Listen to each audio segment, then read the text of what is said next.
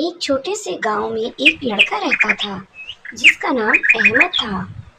احمد نہایت ہی نیک، فرما بردار اور سچ بولنے والا بچہ تھا۔ اس کے والد ایک کسان تھے اور دن رات محنت کر کے روزی کماتے تھے۔ احمد روزانہ فجر کی نماز کے بعد اپنے والد کی کھیتی باڑی میں مدد کرتا اور پھر مدرسے جاتا۔ مدرسے میں احمد سب سے زیادہ محنتی طالب علم مانا جاتا تھا۔ اس کے استاد مولوی صاحب اسے بہت پسند کرتے تھے کیونکہ وہ نہ صرف علم حاصل کرتا تھا بلکہ اس پر عمل بھی کرتا تھا۔ وہ ہمیشہ سچ بولتا، نماز پڑھتا اور کسی کا دل نہیں دکھاتا۔ ایک دن گاؤں میں مشہور ہوا کہ قریبی شہر میں ایک بڑا مقابلہ ہو رہا ہے۔ اس مقابلے میں وہی بچہ حصہ لے سکتا تھا جو سب سے سچا، ایماندار اور نیک ہو۔ انعام میں قیمتی کتابیں، نئے کپڑے اور مکہ مکرمہ کے سفر کی ٹکٹ دی جاتی تھی۔ مولوی صاحب نے سوچا کہ احمد اس مقابلے کے لیے بہترین امیدوار ہے۔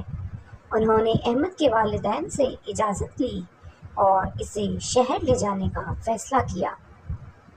جب احمد شہر پہنچا تو وہاں بہت سے بچے پہلے سے موجود تھے۔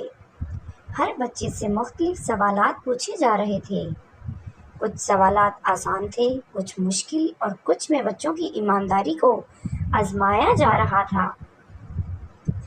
جب احمد کی باری آئی تو جج نے اس سے کہا، بیٹا، ہم تم سے چند سوالات کریں گے اور تمہیں ہر صورت سچ بولنا ہے۔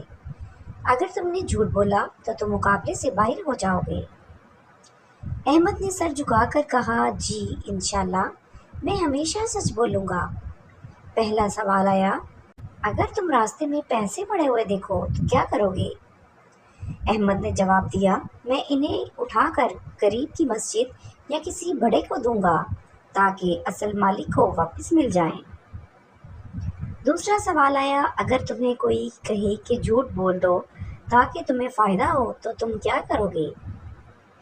احمد نے کہا، میں نقصان برداشت کر لوں گا لیکن جھوٹ نہیں بولوں گا، کیونکہ نبی کریم صلی اللہ علیہ وآلہ وسلم نے فرمایا ہے، سچائی نیکی کی طرف لے جاتی ہے اور نیکی جنت کی طرف۔ تیسرا اور آخری سوال جج نے ذرا چالاکی سے پوچھا، اگر تم مقابلہ جیتنے کے لیے کسی سے مدد لو، یعنی کسی سے اشارہ لے کر سوالات کے جوابات دو، تو کیا یہ درست ہوگا؟ احمد نے کہا، نہیں، یہ دھوکہ ہوگا۔ اگر میں جیتوں تو اپنی قابلیت سے، کسی کی مدد سے نہیں۔ یہ سن کر تمام ججز بہت متاثر ہوئے۔ انہوں نے احمد کے والد کو بلایا اور کہا، آپ کا بیٹا نہ صرف ذہین ہے بلکہ سچا اور نیک بھی ہے۔ ہم نے فیصلہ کیا ہے کہ احمد ہی اس مقابلے کا اصل حقدار ہے۔ پورے ہال میں تالیوں کی گونج تھی۔ احمد کو قیمتی انعامات دیے گئے اور اعلان کیا گیا کہ وہ اپنے والدین کے ساتھ عمرہ کرنے جائے گا۔ جب احمد گاؤں واپس آیا تو سب لوگ اس پر فخر کرنے لگے۔ بچوں نے اس سے پوچھا، احمد تم کیسے جیتے؟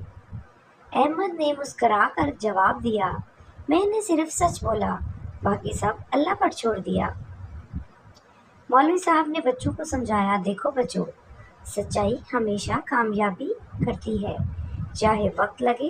جھوٹ وقتی فائدے دے سکتا ہے مگر انجام بہت برا ہوتا ہے۔